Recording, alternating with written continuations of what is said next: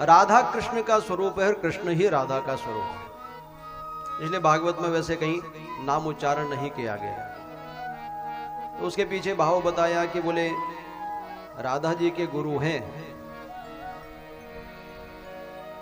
राधा जी सुखदेव जी के गुरु हैं।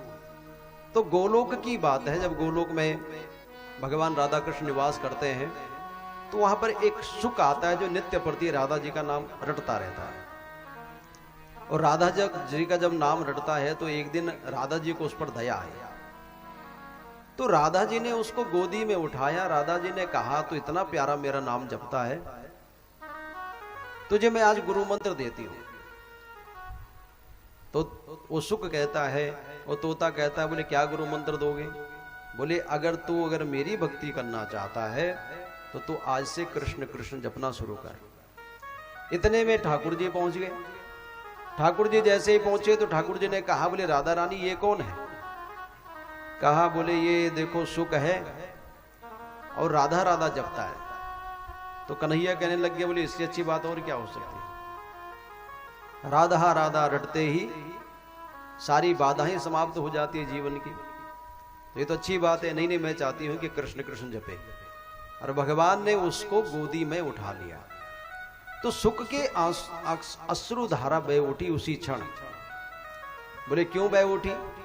अरे जिस पूर्ण ब्रह्म के लिए लोग तरस जाते हैं, उस पूर्ण ब्रह्म को सीधे सीधे दर्शन करवा दिया। और दर्शन ही नहीं करवाया, सीधे पूर्ण ब्रह्म की गोदी पे उस सुख को बिठा दिया। तो सुखदेव जी ने उस दिन से ये मन बना लिया, बोले राधा जी ही मेरे गुरु हैं।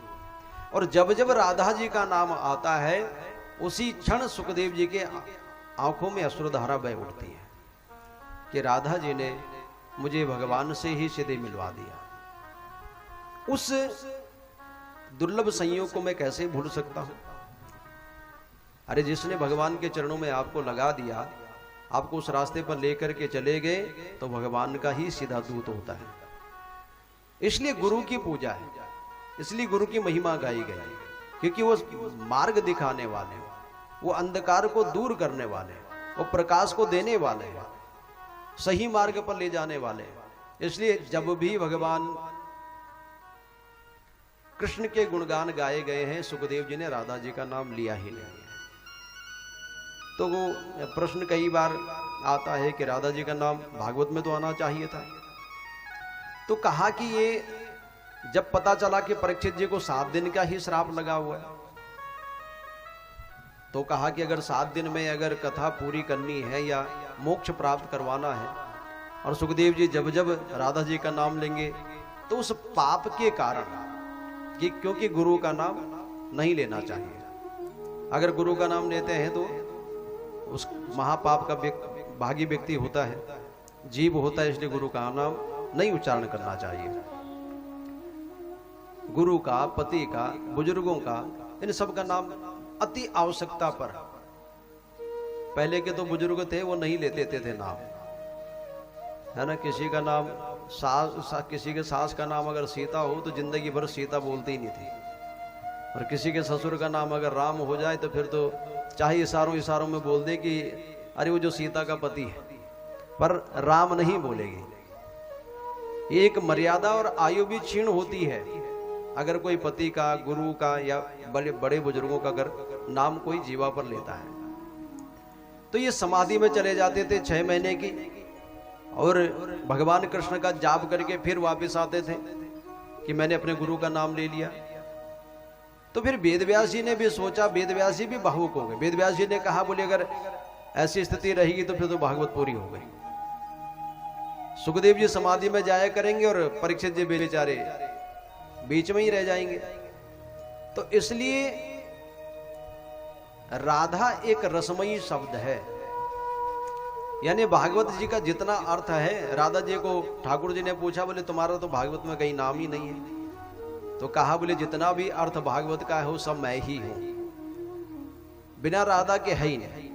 अब ऐसा कैसे? जैसे आप मान लीजिए कि मिश्री भले हार्ड है, लेकिन मिश्री का महत्व उसके रस से है। अब मिश्री में से अगर रस को निकालने की कोशिश करोगे तो मिश्री अपना अस्तित्व ही खो देगी, भले मीठा अपना अस्तित्व नहीं खोएगा, मीठा वैसे ही रहेगा। आपने पानी में घोल दिया तो मिश्री का रस, वो मिठास सीधे पानी के अंदर चली गई। तो भगवान कृष्ण से अगर कोई राधा को निकालने की कोशिश अगर करेगा तो भगवान कृष्ण चाहे निकल जाए, लेकिन राधा रूपी रस समाप्त नहीं हो सकता है। इसलिए पद्म पुराण के उस पहले मंगलाचरण में कहा कि श्री कृष्णाय वयम नुमः, श्री राधा सहिताय श्री कृष्णाय वयम नुमः, हम राधा जी के साथ प्रणाम करते हैं। और भागवत जी की एक विशेषता और है, दो ही ऐसे पात्र हैं भागवत के जिनके आगे श्री शब्द लगा है। एक है भगवान, जहां पर भगवान ने कुछ भी बोला है वहां पर कहा श्री भगवानो वाच, और जहां पर सुखदेव जी ने बोला हो वहां पर बोला श्री सुको वाच। बिना श्री के सुख जी को कहीं संबोधित किया ही नहीं गया, हर जगह सुखदेव जी को श्री शब्द से संबोधित किया गया। तो वेद व्यास जी ने भी सोचा कि ये समाधि स्थिति में चले जाएंगे, इसलिए राधा जी का नाम बीच में समाहित नहीं किया। लेकिन बिना राधा जी के भागवत भी संभव ही नहीं है, इसलिए कहा कि राधा कृष्णात्मिकम नित्यम कृष्णम राधात्मिकाम ध्रुवम। जैसे बोले कृष्ण राधा स्वरूप है, वैसे ही राधा भी कृष्ण स्वरूप है, और ये ध्रुव है, अटल है।